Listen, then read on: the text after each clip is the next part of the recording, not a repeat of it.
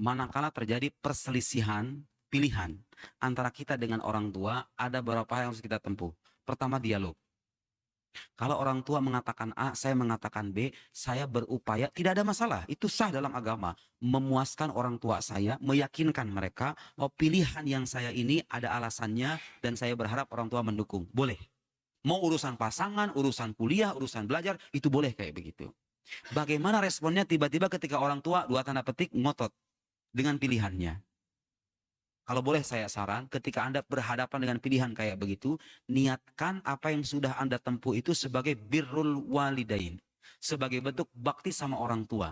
Insya Allah hasilnya gak akan buat Anda menyesal. Anda tahu nggak, bakti sama orang tua itu, di baliknya ada banyak rahasia. Dari mana itu kita dapat itu?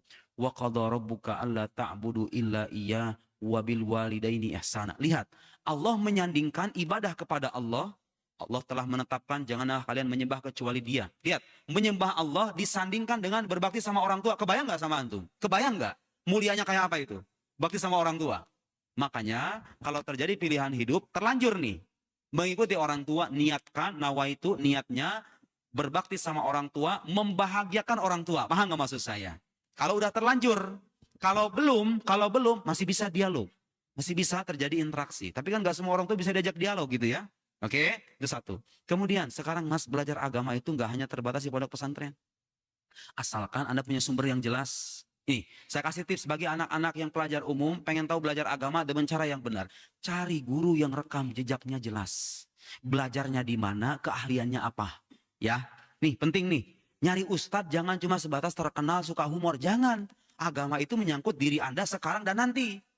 Orang menyangkut dokter aja kita teliti kok. Masa menyangkut orang yang mengoreksi sisi batin kita. Kita kok asal-asalan. Menyangkut keimanan kok asal-asalan. Cari orang yang belajarnya jelas. Guru-gurunya jelas. Asal-muasalnya jelas. Rekam jejaknya. Kita juga kalau jadi dokter kayak begitu kok. Ini sekolah orang di mana gitu loh. Keahliannya apa?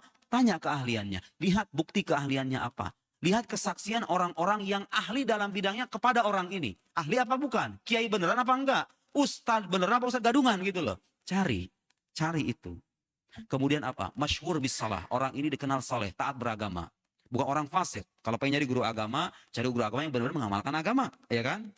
Kemudian apa? Syahadatu ulama asri. Kesaksian para ulama. Kalau sekarang ada kiai, diakui kealiman oleh kiai yang lain, insya Allah itu guru yang tepat. Memang kesusahan kita, orang yang nggak pernah mondok tuh kadang kebingungan dia kan? Ya kan? Kebingungan, ya gitu kan? Tapi paling tidak kan kita diwajibkan yang dasar-dasar aja sebetulnya. Yang fardu ain itu mas, yang dasar-dasar. Akidah yang dasar-dasar. Fikih yang dasar-dasar. Sholat minimal tahulah. Apa rukun sholat, apa sunnah sholat, apa yang batalkan sholat. Harus tahu, wajib itu hukumnya. Mau haji. Sekarang misalnya belum haji, nggak wajib Anda belajar itu. Tapi pas mau haji, Anda wajib belajar hukum-hukum haji. Yang dasar-dasar. Karena nggak semua orang punya kesempatan mendalami ilmu agama secara mantap. Secara bertahap, seperti di pondok pesantren. Nasib orang beda-beda. Ya kan? Ketika menyangkut akhlak, sama juga dasar-dasarnya. Bagaimana caranya supaya kita terdiri dari sifat takabur, sifat ujub, sifat ria, dan lain-lain. Itu dipelajari. Yang tidak kalah penting apa? Cari suhbatus solihin. Berteman dengan orang-orang baik. Lingkungan yang baik. Mempengaruhi diri Anda itu pada akhirnya. Ingat mas, saya tutup begini. Saya menjumpai beberapa anak muda gak pernah mondok. Tapi dia jauh lebih taat beragama ketimbang yang mondok. Saya menjumpai itu. Saya menjumpai tipe-tipe pelajar bukan sekolah di jurusan agama, tapi lebih agamis ketimbang pelajar-pelajar yang sekolah jurusan agama. Benar nggak? Ini contohnya kayak begini nih. Contohnya kayak begini. Ada siapa yang belajar agama? Kan di sini bukan jurusan agama ya kan? Subhanallah khataman Quran. Kemudian berdoa bersama. Dengan khusyuknya ingin belajar, menyimak penjelasan tentang agama Islam. Jadi nggak ada. Bukan berarti tidak mondok kesempatan belajar agama tertutup. Nggak sama sekali. Buku sudah banyak, saya juga bikin buku, monggo dibaca silahkan sebagiannya yang kira-kira cocok untuk pemula.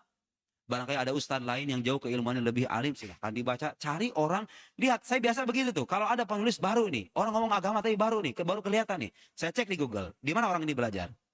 Dicari, gak pernah mondok orangnya. Bisa bahasa Arab nggak orang ini? Bisa bahasa Arab nggak? Kenapa saya diwajibkan bisa bahasa Arab? Karena kalau belajar Islam, udah pasti wajib bahasa Arab. Qurannya bahasa Arab, hadisnya bahasa Arab, karya ulamanya bahasa Arab. Makanya kalau ada ustadz, datang Anda ke rumahnya, ke perpustakaannya, bukunya bahasa Indonesia semua, jangan percaya omongannya. Bukan ustadz beneran itu. Ya iya kan? Minimal ustadz itu standar utamanya bisa bahasa Arab. Gimana Anda menjelaskan Quran? Atau terjemahan gitu, terjemahan. Quran itu sebetulnya nggak bisa diterjemahin loh sebetulnya. Saking dalamnya bahasa Quran, terjemahan bahasa Indonesia itu, nggak bisa mewakili mana Al-Quran itu. Ini bukan omongan saya. Para pakar Al-Quran bilang kayak begitu. Dulu pernah terjadi perdebatan di Mesir itu, boleh nggak terjemahin Quran itu? Sebagian ulama mengatakan nggak boleh. Kenapa? Karena itu bisa mereduksi mana Al-Quran. Terjemahan itu. Saya bisa kasih contoh banyak gitu. Contoh. Ada terjemahan-terjemahan yang kalau misalnya kita terpaku pada terjemahannya, maknanya tuh kurang gitu loh.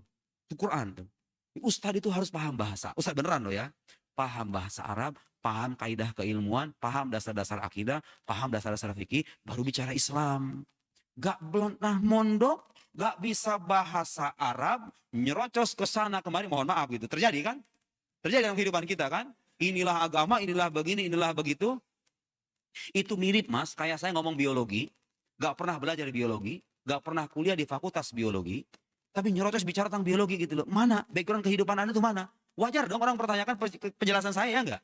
Kalau Anda ngetawain saya, gara-gara bicara di luar bidang saya itu wajar kan? Kenapa kalau untuk urusan agama kita nggak memperhatikan keahlian itu juga gitu loh? Cari ini orang belajar di mana, keahliannya apa, buktinya apa, kepakarannya apa, kesaksian orang terhadapnya apa, karakternya kayak gimana. Memang nggak ada ustadz yang berupa malaikat, nggak ada. Pada akhirnya tetap aja ada kekurangannya. Paling tidak standar keilmuannya. Kalau lah misalnya dia akhlaknya agak sedikit kurang, oke kita tinggalkan yang buruknya. Khud ma sofa wada' ma kadar. Ambil yang jernih, tinggalkan yang kusam. Begitulah cara beragama ya. Karena bagaimanapun kalau kita beragama harus jelas asal usulnya, karena semua ilmu-ilmu keislaman tersampaikan kepada kita dengan sanad yang bersambung kepada Nabi Shallallahu Alaihi Wasallam.